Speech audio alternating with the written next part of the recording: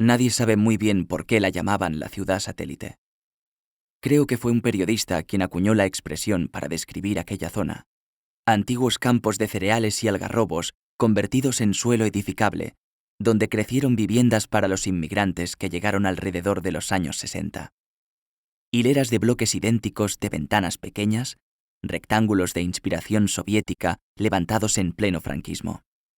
Un espacio construido sin orden ni concierto, que una década después albergaba ya a más de 40.000 personas. ¿Satélite de qué?, se preguntaban sus habitantes. Es posible que el autor del término se refiriera a que el barrio, en su conjunto, dependía de la población de Cornellá, cuyo núcleo urbano quedaba al otro lado de las vías del tren. En cualquier caso, el nombre cuajó, en forma abreviada, la satélite, y fue adoptado por casi la totalidad de sus habitantes, a pesar de que con toda seguridad nadie entendió su significado. Me consta que mis padres, que llegaron desde Azuaga, provincia de Badajoz, en 1962, ni se lo plantearon en aquella época. Eran años de pocas preguntas y menos respuestas, de obediencia aprendida y enseñada, y, aunque solo una década más tarde las cosas empezarían a cambiar, había temas más importantes por los que protestar que un nombre que en realidad tenía su punto exótico, casi futurista. En definitiva, resultaba menos ofensivo que otro de los apelativos que se dio a la zona, la ciudad sin madre, también acuñado por un periodista ingenioso tras oír que siempre que algún cobrador llamaba a una de las puertas de los pisos, era un niño quien acudía a abrir. Un niño que no podía pagarle porque su madre, invariablemente, nunca estaba en casa. Los ciudadanos de Cornellá, los de toda la vida, también hablaban de ir a la satélite, aunque de hecho no lo hacían.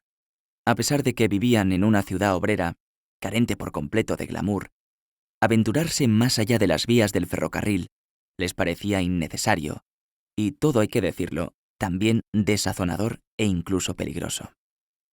Cuando uno es básicamente pobre, los que lo son aún más provocan más miedo que compasión. Se habla mucho ahora de inmigración y de guetos, pero en San Ildefonso, nombre por el que se conoce en la actualidad a la antigua ciudad satélite, casi podías dividir las calles por las provincias de origen de sus habitantes, y en algunos casos, incluso encontrabas un pueblo entero de Andalucía trasladado a un único edificio, como si sus habitantes hubieran cambiado la disposición horizontal del entorno previo por otra más urbana y vertical. En realidad, todo ello obedecía a una lógica bastante comprensible.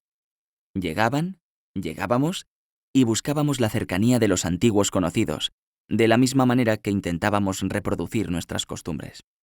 Se fundaron agrupaciones de flamenco, peñas taurinas, cofradías y demás asociaciones propias de las tierras de origen. Las mujeres sacaban las sillas a la fresca en las noches de verano, frente a las puertas de los bloques, y los hombres se tomaban chatos de vino en los bares aledaños que se habían abierto en los bajos de los edificios. Comprendo que a los oriundos catalanes todo esto les pareciera una colonización inversa. Por eso no se acercaban demasiado. Para nosotros era una cuestión de seguridad, de confianza. El paisaje había cambiado.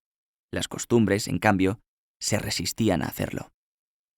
Es verdad que muchos se vieron empujados a la emigración por el hambre y la necesidad, pero me consta que también hubo bastantes familias que emprendieron ese viaje por sus hijos. Sabían lo que les esperaba en el pueblo. Trabajo duro, de sol a sol y con poca sombra para los varones, matrimonios precoces y preñeces continuas para ellas. Y no querían eso.